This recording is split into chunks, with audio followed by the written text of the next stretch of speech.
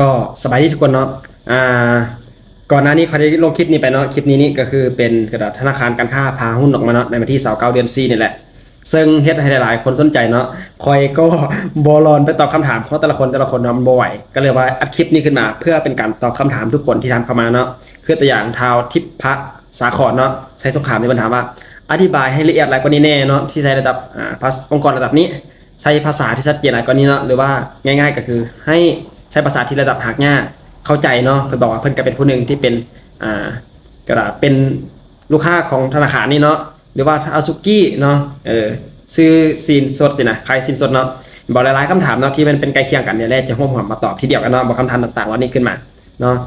คืออันดับที่1เนาะเพิ่นบอกว่า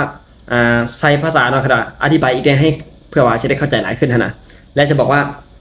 อ่าก่อนที่เราจะตอบเนาะเราจะบอกกันว่าแร่คือนักลงทุนอิสระเนาะนักธุรกิจอิสระซึ่งบ่ได้มีส่วนได้ส่วนเสียกับธนาคารเนาะบ่ได้มีส่วนได้ส่วนเสียกับตลาดหลักทรัพย์เนาะคือหลายๆคนบอกว่าสนใจเนาะบอกแน่เนาะมันมีจริงบ่สินะคือตัวอย่างยูเซอร์ล่าJTLS เนาะบอกเพิ่นบอกว่ามันมีจริงบ่เนาะซึ่งในตอนนี้ก็ต้องบอกเลยว่าเนาะธนาคารการค้าเนาะตอนนี้ยังบ่ทันพาหุ้นเทื่อเนาะตอนนี้บ่ทันพาเทื่อจะไปกระดาษเริ่มต้นเนาะมีผลการนำใช้ก็คือวันที่29เดือน4ซึ่งถ้าไปซื้อในช่วงนี้เป็นต้นไปเนาะก็มีสิทธิ์ในการได้รับเงินตอบแทนกันก่อนวันที่26ว่าซั่นซะวันที่26เดือน4นี่เนาะอันนี้ก็คือเป็นการตอบคำถามสุดที่1เนาะส่วนว่าเฮ็ดแบบใดซื้อจังได๋เนาะเริ่มแรกเลยทุกคนเนาะบ่ได้มีหยังหลายอันที่1เชื่อว่าหลายๆคนที่ฟังในตอนนี้เป็นสมาชิกของธนาคารการค้าอยู่แล้วเฮาถือปึ้มบัญชีธนาคารการค้าเนาะ1เล่มพร้อมกับบัตรประจำตัวหรือปึ้มสำเนากว่าก็ได้หรือพาสปอร์ตก็ได้เนาะบ่ที่ใส่เอกสารพร้อมกันแล้วถือไปหาตลาดหลักทรัพย์เนาะอยู่ที่นครหลวงนี่ล่ะตลาดไอเทคเนาะบ่เฮาถือไปหาตลาดหลักทรัพย์เลยไปเปิดบัญชีซื้อขายหุ้นบอกง่ายๆเลยเนาะหรือถ้าอยู่ตามแขวงเฮาก็สามารถไปเปิดบัญชีกับธนาคารเนาะสาขาของธนาคารการค้าก็ได้เพิ่นจัดการให้แต่ว่าอยู่ตามแขวงมันจะใช้เวลาได้น้อยนึงเนาะใช้เวลาได้น้อยนึงคือประมาณ2อาทิตย์ในการดำเนินการในการธุรกรรมจากตามแขวงเราส่งมาศูนย์กลางส่งไปยังตลาดหลักทรัพย์อีกใช้เวลาดนเนาะบ่ อันนี้เนาะก็คือเป็นการตอบคำถามสุดที่1ว่ามันเฮ็ดจังไดเนาะส่วนการพาหุ้นหมายถึงหยังการพาหุ้นหมายถึงคือตัวอย่างปัจจุบันนี้เนาะราคาของมื้อนี้นี่แหละเนาะก็คือ 4,650 กีบเนาะ 4,650 กีบเมื่อถึงวันที่29เนาะทางบริษัทเพิ่นจะปรับมาเป็น 5,000 กีบย้ำเนาะ 5,000 กีบเนาะแล้วเพิ่นจะพาหุ้นก็คือ1/5ก็คือจาก 5,000 เนาะจะมาแบ่งออกเป็น5ส่วนก็คือเป็น5ตอนถ้าสมมุติว่าเฮามีหุ้นอยู่100หุ้นเนาะ100หุ้นเนาะคันพาหุ้นปุ๊บเราจะมีหุ้นแบบ500หุ้นขึ้นมาแบบอัตโนมัติอันนี้คือพาหุ้นแล้วส่วนเราซื้อขายจังได๋เนาะเริ่มแรกคือที่ได้บอกเมื่อกี้นั่นแหละไปเปิดบัญชีก่อน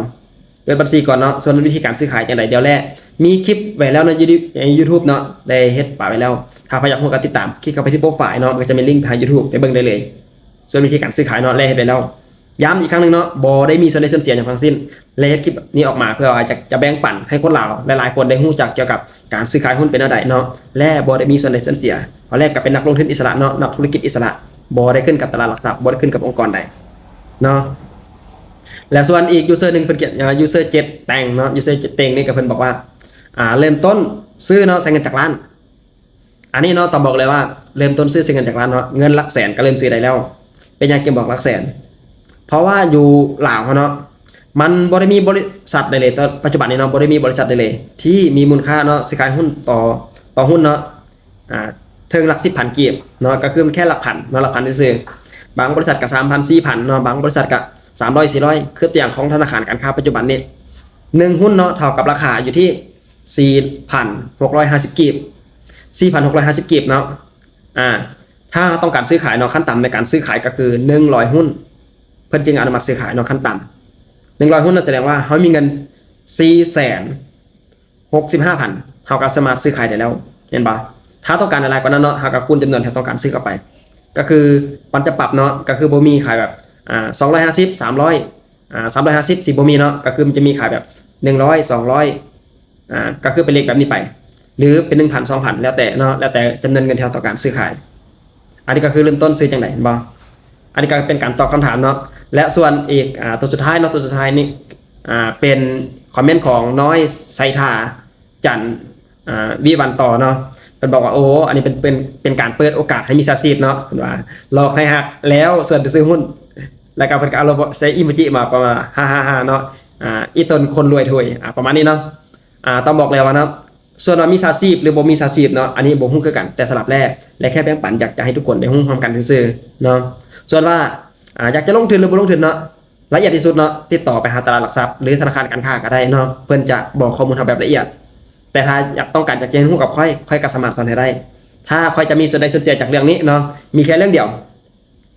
เนาะถ้าเจ้าต้องการรู้แบบละเอียดเนาะติดต่อมาค่อยสอนให้ค่อยก็คิดค่าสอนของค่อยไปอันนี้คือสิ่งที่ค่อยจะได้จริงๆจากเรื่องนี้แต่ถ้าเมื่อใดก็ตามเนาะจะแค่ขอคำแนะนำธรรมดาทั่วไปเนาะค่อยก็สามารถให้คำแนะนำได้โดยที่บ่มีค่าใช้จ่ายใดๆทั้งสิ้นแค่อยากจะแบ่งปันให้คนหลายได้รู้ว่าเริ่มต้นซื้อขายหุ้นเนาะมาจังได๋เพราะตลาดอยู่บ้านเฮามันก็บ่ได้เฟื่องฟูขนาดนั้นเนาะมันก็แค่ตลาดน้อยๆนึงถ้าจริงๆแล้วเนาะเฮากลับไปต่างประเทศดีกว่าแต่ว่าความเสี่ยงมันก็แตกต่างกันเนาะครับต้องย้ำอยู่เสมอว่าการลงทุนทุกอย่างมีความเสี่ยงนะครับเราต้องศึกษาให้มันละเอียดถ้าเรารู้หลายความเสี่ยงมันจะน้อยถ้าเรารู้น้อยความเสี่ยงมันก็จะสูงศึกษาให้ดีแล้วตัดสินใจเงินอยู่ในกระเป๋าของเราถ้าเราบ่จ่ายออกไปมันก็บ่เสี่ยงแล้วเจอกันที่จุดสูงสุดของความสำเร็จ